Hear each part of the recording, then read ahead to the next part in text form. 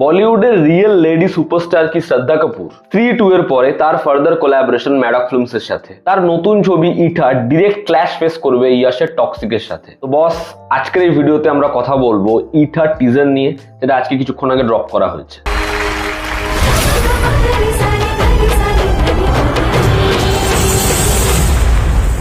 শেষে যে ডায়লগটা শোনা যায়, পান ছকনা হতো মিঠা और তুফান কো নাচতে দেখনা হতো ইঠা, তার মধ্যে অজয় আতুলের ওই লেভেলের মিউজিক এবং শ্রদ্ধা কাপুরের ওই হেঁটে আসা আপনার মন না জয় করলে খালি বলবে। এই ছবিটা ভিতাভাই নারায়ণ গায়করের জীবনী অবলম্বন করে নির্মিত। ছবিটা পরিচালনা করেছে ছাওয়া খ্যাত লক্ষ্মণ উটেকর। আমি লক্ষ্মণ উটেকরের যে ফিল্মোগ্রাফি সেটা দেখে খুব অবাক, তার কারণ সে যেরকম ধরনের স্মল বাজেট রোমকম ছবি বানাতো, সেখান থেকে জাম্প মারলো ছাওয়াতে এবং এখন আরো বড় জাম্প ইঠার দ্বারা। এই টিজারটা এক কথায় আমার দারুণ লেগেছে, ভীষণ ইমপ্রেসিভ একটা টিজার এবং শ্রদ্ধা কাপুরকে যেরকম ভাবে প্রেজেন্ট করছে, এই ছবিটা নিয়ে এক্সাইটেড হতেই হবে। দেখো, আমার বরাবরই মনে হয় শ্রদ্ধা কাপুর অনেক বেশি কিছু ডিজার্ভ করে।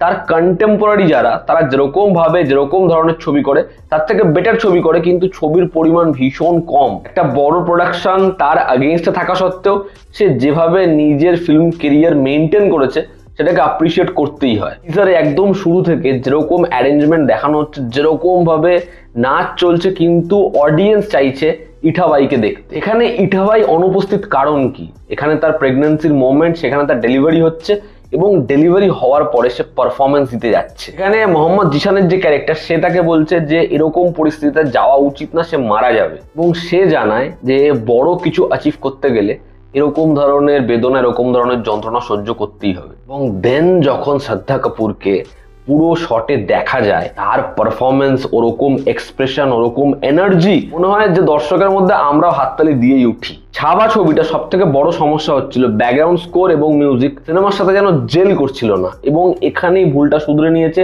ছবির ডিরেক্টর, যেখানে সে অজয় আতুলকে এই ছবির মিউজিকের দায়িত্ব দিয়েছে। তোমাদের মনে হবে ভাই এরকম ধরনের ছবির জন্য অজয় আতুলই বেস্ট চয়েস। প্রত্যেকটা ফ্রেমে যেরকম ল্যাভি স্কেল, গ্র্যান্ডিওর ধরা পড়ছে, যেরকম লাইটিং হয়েছে, যেরকম আর্টের কাজ, সেটাকে প্রেস করতেই হয়। এবং আলটিমেটলি হচ্ছে শ্রদ্ধা কাপুর, তার যেরকম এক্সপ্রেশন, যেরকম তার পাওয়ার প্যাকড পারফরমেন্স, এবং যত সুন্দর তাকে দেখতে লাগছে, যাই প্রশংসা করি কমই হবে। যেরকম ভাবে আলিয়া ভাট গঙ্গুবাই কাঠিয়াওয়াড়ি হিট দিয়েছিল কোভিডের পরবর্তী সময়, এবং সে নিজের একটা অডিয়েন্স সেই ছবির দ্বারা পোক্ত করতে পেরেছিল, আমার মনে হয় শ্রদ্ধা কাপুরের অলরেডি অডিয়েন্স রয়েছে এবং এই ছবিটা তার থেকে আরো বেশি বড় হিট হতে পারে। এবার টক্সিক উল্টো দিকে থাকা, এটা অবশ্যই বড় একটা হার্ডেল, তবে শ্রদ্ধা কাপুর, তার উপর আমি ট্রাস্ট রাখছি এবং লক্ষ্মণ উটেকর আশা করছি এই ছবিটা ভালো বানিয়েছে। এবং ম্যাডক ফিল্মস এর এগেইনস্টে ককটেল 2 এর মতো কন্টেন্ট নিয়ে কমপ্লেন থাকলেও তারা একটা ফিমেল হিরোর ছবি এরকম ভাবে মাউন্ট করেছে, এতে আমি সত্যিই খুব খুশি। শ্রদ্ধা কাপুর যদি এই ছবির দ্বারা সিনেমা হলে অডিয়েন্স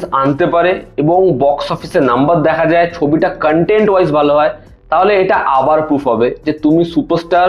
সেটার জন্য নামের আগে ট্যাগ লাগাচ্ছ বা ট্যাগ লাগাচ্ছ না, সেটা দিয়ে কিচ্ছু ম্যাটার করে না। আমার খালি একটাই চাওয়া, শ্রদ্ধা কাপুর একটু বেশি ছবি করুক, তার কন্টেন্ট আমরা একটু বেশি দেখি। তার কারণ দেখো, সে এখন 2015-16 সালে নেই, যেখানে সে সবে একটা আশিকি 2 করে উঠেছে, সেখানে তার অনেকটাই বয়স হয়েছে।